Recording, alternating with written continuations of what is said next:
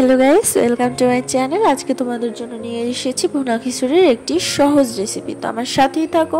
ফার্স্টে আমি নিয়ে নিচ্ছি একটি বাটিতে নিয়ে নেব 2 কাপ পরিমাণে চাল। এখানে আমি 2 কাপ পরিমাণে পোলাও চাল নিয়ে নিয়েছি। তো তোমরা এখানে যে কোনো পোলাও চাল ব্যবহার করতে পারো। তারপরে আমি নিয়ে নিচ্ছি হালকা করে ভেজে রাখা মুগ ডাল। আমি হাফ কাপ পরিমাণ নিয়ে নিয়েছি। তারপরে নিয়ে নেব হাফ কাপ পরিমাণে মসুর ডাল। এখানে কিন্তু চাল আর ডালের পরিমাণটা খুবই একটা গুরুত্বপূর্ণ বিষয়। আমি যেহেতু 2 কাপ পরিমাণে চাল নিয়েছি, এজন্য আমি ডাল কিন্তু হাফ কাপ করে নিয়েছি। দেখো, মুগ ডালও হাফ কাপ নিয়েছি, মসুর ডালও হাফ কাপ নিয়েছি। তো তোমরা এভাবে হিসাব করে নিয়ে নেবে। তারপর এটাকে হাত দিয়ে সুন্দরভাবে মিশিয়ে পানি দিয়ে কিন্তু সুন্দরভাবে পরিষ্কার করে ধুয়ে নিতে হবে। তো দেখো, আমি ধুয়ে নিয়েছি। এবার এটাকে 15 মিনিটের জন্য ঢেকে রেখে দিতে হবে। আমি ঢেকে রেখে দিচ্ছি। তো এবার আমি কেটে রাখা ধুয়ে মাংসগুলোকে নিয়ে নিয়েছি। মধ্যে দিয়ে দিচ্ছি 1 টিস্পুন পেঁয়াজ বাটা, 1 টিস্পুন রসুন বাটা, 1 টিস্পুন আদা বাটা, এরপর দিয়ে দিচ্ছি মরিচের গুঁড়া, তারপর দিয়ে দিচ্ছি হলুদের গুঁড়া, দিয়ে দিচ্ছি জিরার গুঁড়া। তারপর আমি নিয়ে নিয়েছি 1 চা চামচ রাঁধুনি মাংসের গুঁড়া মশলা। এটা সম্পূর্ণটাই আপনাদের ইচ্ছা, আপনারা দিতেও পারেন, নাও দিতে পারেন। তারপরে আমি দিয়ে দিচ্ছি পরিমাণ মতো লবণ। এবার এটাকে সুন্দরভাবে ম্যারিনেট করতে হবে।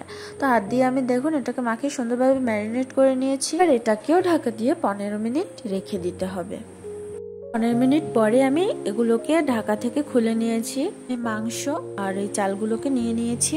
দেখুন এগুলো ঝরঝরে হয়ে গেছে আর সুন্দরভাবে মাংসের ভিতর মশলাটা ঢুকে গিয়েছে। এবার আমি একটি গরম কড়াই নিয়ে নিয়েছি। এবার কড়াইয়ের মধ্যে আমি দিয়ে দিচ্ছি তেলে দিয়ে দিচ্ছি 2টি তেজপাতা, দিয়ে দিচ্ছি দারুচিনি, তারপর দিয়ে দেবো 2-3টে এলাচ। এবার এটাকে আমি সুন্দরভাবে ভেজে নিব। এটাকে হালকা ভেজে নিয়ে তারপরে এর মধ্যে দিয়ে দিতে হবে পেঁয়াজ কুচি। তো আমি পেঁয়াজ কুচিগুলোকে সুন্দরভাবে দিয়ে দিচ্ছি। এবার এটাকে আমি হালকা বাদামি রং করে ভেজে নিব।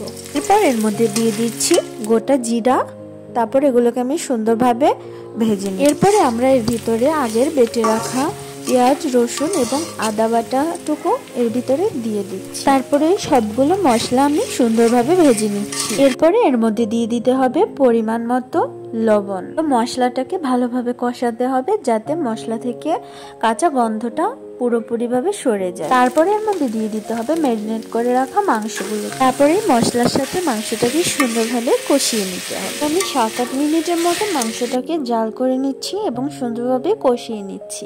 এটাকে সুন্দরভাবে নেড়ে চেড়ে এপিট ওপিট করে ভালোভাবে কষিয়ে নিতে হবে। খেয়াল রাখতে হবে মাংসে যেন কোনো রকমের পানি বা ঝোল না থাকে, মানে এটাকে পুরোপুরি শুকিয়ে নিতে হবে।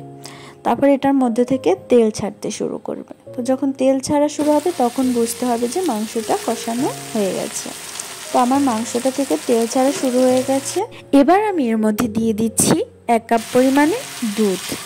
তো দুধ দেওয়ার পরে এটাকে আমি সুন্দরভাবে নাড়িয়ে চাড়িয়ে দেখো সুন্দরভাবে মিশিয়ে দিচ্ছি।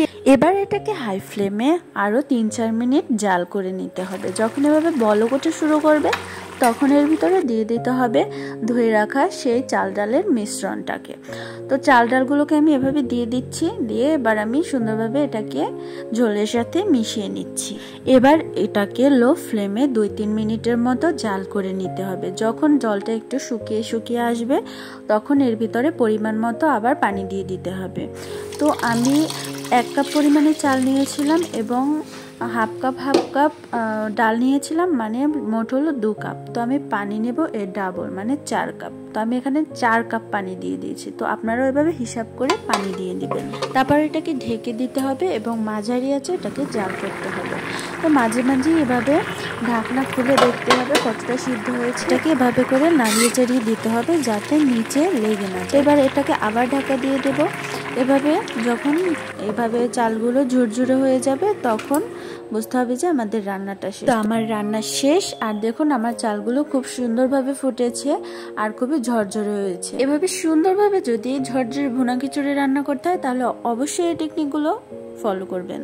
আর আমার ভিডিওটা যদি আপনাদের ভালো লেগে থাকে তাহলে অবশ্যই লাইক এবং সাবস্ক্রাইব করে আমার পাশে থাকবেন এবং পাশে থাকা বেল আইকনটি টিপে দেবেন। So bye bye.